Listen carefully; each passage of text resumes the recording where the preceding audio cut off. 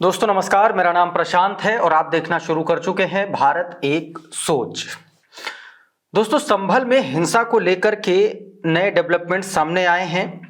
क्या कुछ डेवलपमेंट्स हैं कोर्ट की तरफ से, वो पहले बता देता हूं आपको। उसके बाद एक वीडियो का जिक्र करेंगे आपसे।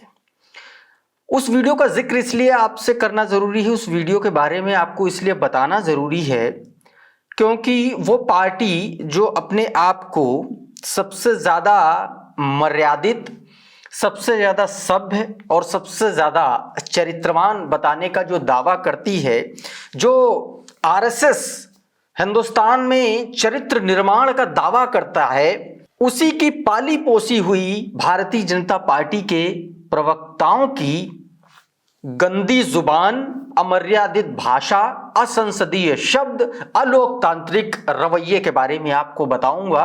और उस व्यक्ति के को लेकर के, जो व्यक्ति इस प्रदेश का, इस देश के सबसे बड़े राज्य का, सबसे बड़े सूबे का पुलिस कप्तान रहा है, डीजीपी रहा है, उसके बारे में इस तरीके की असभ्य भाषा का इस्तेमाल करने वाले भारतीय जनता पार्टी के नेताओं की बात करेंगे, उस प्रवक्ता की बात करेंगे। लेकिन सबसे पहले इस पूरे मामले में क्या कुछ हुआ है वो आपको बता देता हूं। तो 24 तारीख को हिंसा के बाद यह मामला सुप्रीम कोर्ट पहुंचा था सीधा, और सुप्रीम कोर्ट में इस मामले में सुनवाई हुई, जिसमें सीधे तौर पर सुप्रीम कोर्ट ने कह दिया है कि 8 जनवरी तक इस मामले में कोई सुनवाई नहीं होगी, किसी तरीके का कोई भी प्रोसीडिंग नहीं होगी, सीधे तौर पर रोक लगा दिया। और सुप्रीम कोर्ट ने यह भी कहा, चीफ जस्टिस ऑफ इंडिया की बेंच ने इस मामले की सुनवाई की आनन फानन में, उन्होंने कहा क्योंकि यह शांति से जुड़ा मामला है, इसलिए हमको तुरंत फौरन इसको सुनना है। चीफ जस्टिस ऑफ इंडिया ने कहा कि मस्जिद की जो सर्वे रिपोर्ट है उसको सील बंद रखा जाएगा, उसको खोला नहीं जाएगा, वो रिपोर्ट बाहर नहीं आनी चाहिए। इसके अलावा चीफ जस्टिस ऑफ इंडिया ने कहा कि अब इस मामले में ट्रायल कोर्ट 8 जनवरी तक कोई सुनवाई नहीं करेगा, और इसके अलावा हाई कोर्ट से को आदेशित करते हुए कहा कि हाई कोर्ट इस मामले में बिना देरी किए, बिना कोई देरी किए जो है 8 जनवरी के बाद 3 दिन के भीतर जो है आगे कार्रवाई जो है की जाएगी। हाई कोर्ट मतलब हाई कोर्ट से नीचे इस मामले में अब कोई प्रोसीडिंग सुनवाई नहीं होगी। दूसरी तरफ इसी को लेकर के संभल कोर्ट में भी, संभल डिस्ट्रिक्ट कोर्ट में भी सर्वे रिपोर्ट को लेकर के सुनवाई होनी थी। तो उसमें भी संभल डिस्ट्रिक्ट कोर्ट के जो कमिश्नर हैं, एडवोकेट कमिश्नर रमेश सिंह राघव ने यह भी कहा कि भाई 24 नवंबर को जो सर्वे हुआ था उस दौरान हिंसा हो गई थी और इसी वजह से रिपोर्ट तैयार ही नहीं हो पाई है। कोर्ट ने सर्वे रिपोर्ट जमा करने के लिए 10 दिन का वक्त दिया है, उसके बाद 10 दिन बाद डिस्ट्रिक्ट कोर्ट में ये जो रिपोर्ट है वो जमा होगी, लेकिन वो खुलेगी नहीं, ये सुप्रीम कोर्ट ने कह दिया है। यानी कि मोटा मोटा मामला ये हो गया कि अब हाई कोर्ट से नीचे इस मामले में कोई प्रोसीडिंग, कोई सुनवाई नहीं होगी। और दूसरी बात, सुप्रीम कोर्ट ने कहा है 8 जनवरी तक इस मामले को ऐसे ही रखा जाए, सील बंद रखी जाएगी सर्वे रिपोर्ट। और दूसरी तरफ इसी मामले को लेकर के एक राष्ट्रीय चैनल पर डिबेट की एक क्लिप वायरल हो रही है। 4 मिनट 55 सेकंड की वो क्लिप है। हालांकि वो न्यूज चैनल की क्लिप है, न्यूज 24 पर डिबेट की वो क्लिप है, मैं वो आपको नहीं दिखा सकता, लेकिन उसका जो जिस्ट है, उसका जो कन्वर्सेशन है, वो मैं आपको यहां पर दिखाऊंगा, उसके बारे में बताऊंगा, जिससे आपको ये पता चल सके, जिससे आपको ये पता लग सके कि भारतीय जनता पार्टी, जो so called Bharatiya Janata party अपने आप को सबसे ज्यादा सभ्य, सबसे ज्यादा संस्कारी बताती है, उस पार्टी के नेताओं, उनके प्रवक्ताओं की बदजुबानी, बदसलूकी, बदनीयती और बदतमीजी के बारे में आपको बताऊंगा इस पूरे मामले को लेकर के अब कैसे समाजवादी पार्टी के नेता मनोज यादव ने चैलेंज दे दिया है भारतीय जनता पार्टी के उस प्रवक्ता को, उस नेता को। आपको बताऊंगा कि उस पूरे मामले को लेकर के समाजवादी पार्टी का क्या रुख है, क्या उसका स्टैंड है। सबसे पहले लेकिन आपको मैं बता दूं कि यह कन्वर्सेशन क्या था। कन्वर्सेशन चल रहा था कि इस पूरे मामले में जो संभल में हिंसा हुई, क्या इसके पीछे कोई सोची समझी साजिश थी या इंस्टेंट रिएक्शन का कोई मामला था।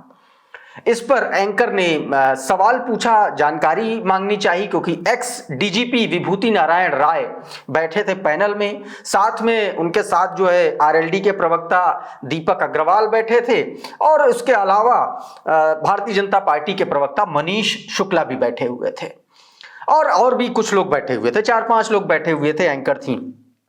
तो विभूति नारायण राय जी जो एक्स डीजीपी हैं उत्तर प्रदेश के, और तमाम सारे पदों पर रहे, आईजी, डीआईजी, पुलिस अधीक्षक, तमाम सारे पदों पर रहे और डीजीपी रहे उत्तर प्रदेश के, उनसे पूछा गया उनका स्टैंड क्या था। तो उन्होंने कहा कि यह हिंसा सीधे तौर पर सुनियोजित हिंसा थी, और उन्होंने कहा कि ये जो हिंसा है ये डीएम और एसपी की नाकामी है, उनके इशारे पर हुई, सरकार के कहने पर उन्होंने हिंसा ये कराई, ये दंगा कराया। उन्हीं के शब्दों में मैंने कोट करते हुए उनके शब्दों को लिया है, क्या कुछ उन्होंने कहा है पहले वो सुन लीजिए, और उसके बाद मनीष शुक्ला की भाषा भी आपको बताऊंगा कि उन्होंने कौन कौन से शब्दों का इस्तेमाल किया। एक प्रतिष्ठित पद से रिटायर हुए, उत्तर प्रदेश पुलिस के सबसे बड़े पद से रिटायर हुए एक एक्स डीजीपी के लिए कैसी शब्दावली का इस्तेमाल किया, कैसे लफ्जों का इस्तेमाल किया, किस अमर्यादित भाषा का इस्तेमाल किया, यह भी बताऊंगा। लेकिन सबसे पहले विभूति नारायण राय के शब्द क्या थे वो मैं आपको बता रहा हूं, आपकी स्क्रीन पर है, एक बार देख लीजिए। विभूति नारायण राय कहते हैं कि मैं 35 साल आईपीएस में रहा हूं, मैं अपने अनुभव से कह रहा हूं कि यह दंगा कराया गया है, और इसके लिए वहां का प्रशासन इसके लिए जिम्मेदार है। वहां एक डीएम और एसपी, वहां के जो डीएम और एसपी हैं वो इसके लिए जिम्मेदार हैं। उन्होंने कराया पॉलिटिकल कारणों से है, सरकार ने करवाया होगा उनसे कहकर। एक पक्ष को सुनकर आदेश पारित कर दिया गया, दूसरे पक्ष को सुना ही नहीं गया। मैंने तो देखा है जब सुप्रीम कोर्ट भी ऐसे निर्णय होते हैं सुप्रीम कोर्ट के जिनमें लॉ एंड ऑर्डर की स्थिति बनती दिखाई पड़ती है, तो उन मामलों में भी इतनी तेजी नहीं बरती जाती। सीधे तौर पर विभूति नारायण के यह शब्द थे, और उसके बाद जो है वो मनीष शुक्ला अपने आप में शुरू हो जाते। तो भारतीय जनता पार्टी के प्रवक्ता मनीष शुक्ला की क्या भाषा है वो गौर कीजिएगा, गौर से सुनिएगा। मैंने एक एक लफ्ज उनके बोलने से नोट डाउन किया है, ग्राफिक्स में है, आप सुनिए पहले वो क्या कहते हैं विभूति नारायण राय के लिए। वो कहते हैं ये आदमी कह रहा है कि सरकार ने दंगा कराया, ये गलत बोल रहा है, ये झूठ बोल रहा है, ये आदमी झूठा है। इसने कहा कि सरकार के कहने पर डीएम और एसपी ने दंगा कराया, ये कराता रहा होगा दंगा अपने समय में, जब ये पुलिस में रहा होगा तो कराता होगा दंगा, ये दंगाई रहा होगा। इससे पूछिए जब ये पुलिस में रहा होगा तो कितने दंगे हुए थे, ये बदतमीजी कर रहा है, ये दंगे कराते रहे होंगे, इनका चरित्र रहा होगा दंगा कराने का। ये जब रहा होगा पुलिस अधीक्षक, डीआईजी या आईजी, तब इसने दंगे कराए होंगे, दंगाइयों के साथ खड़े रहे होंगे अपने समय में। ये आदमी आईपीएस रहा है, डीजीपी रहा है, ये कह रहा है पुलिस दंगे कराती है, इसका अनुभव रहा होगा। फिर तो इस तरीके की शब्दावली रहा होगा, दंगाई, आप समझ रहे हैं ये शब्द किसके लिए हैं? ये शब्द है उत्तर प्रदेश के एक्स डीजीपी विभूति नारायण राय जी के लिए, क्योंकि उन्होंने अपनी बात, अपना अनुभव शेयर किया था एक टीवी चैनल पर, और यह आदमी बिलबिला पड़ा जैसे ही सच्चाई सामने आई। इसको लेकर दोस्तों अब मनीष शुक्ला को सोशल मीडिया अकाउंट एक्स पर समाजवादी पार्टी के प्रवक्ता ने एक बड़ा चैलेंज दे दिया है, सीधा चैलेंज दे दिया है। क्या कुछ चैलेंज दिया है यह भी आप देख लीजिए आपकी स्क्रीन पर। मनोज यादव लिखते हैं कि सुनिए कितने बदतमीज होते हैं भाजपा के प्रवक्ता। एक पूर्व आईपीएस ने जब इनकी पोल खोली तो अपने आप को बताने लगे कितने बड़े पाक साफ हैं। बीजेपी के प्रवक्ताओं की हैसियत हो तो मेरे सामने चिल्ला कर दिखाएं, मुझ पर रौब दिखाएं। एक उम्र दराज इंसान पर अपनी ताकत दिखा रहा है, सारी गर्मी 1 मिनट में भी नहीं लगेगा निकलने में, इसीलिए सब के सब बिल में घुस जाते हैं मेरे सामने। सीधे तौर पर मनोज यादव ने अब चैलेंज कर दिया है मनीष शुक्ला को, भारतीय जनता पार्टी के प्रवक्ताओं को, कि मेरे सामने इस तरीके की गर्मी दिखाओ, 1 मिनट में सारी की सारी गर्मी निकाल दूंगा।